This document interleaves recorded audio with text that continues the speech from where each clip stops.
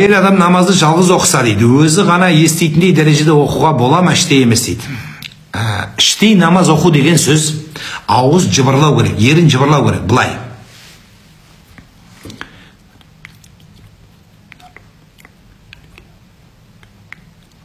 Осылай оқылады. Іштей деген осы. Біздің кейбір адамдар іштей деген намазды бетеді.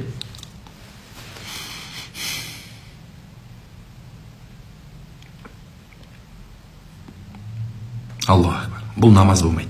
Мұна ауыз жыбырлау керек, есту керек. Мынау ауызға, құлаққа естілу керек жыбырлаған. Орысша шопатам дейді, қазақша сыбырлап дейді. Осылай оқылады. Енді дауыстап оқылу деген сөз бар. Дауыстап оқылу деген сөз кәдімгі Алхамдулиллахи раббил аламин. Бұл дауыстап оқу. Әйел бұлай ешқашан оқымайды. Менің даусым күшті, Толқын Забировадан асып кетем мен. Жаңағы кім еді бізді айтшы, Мөлдір Әуелбекова мен қарындасымыздан асып кетем мен, қазір көрсетем сендерге деп Димаштікіндей соза беруге болмайды. Әйелге вообще олай істеуге болмайды.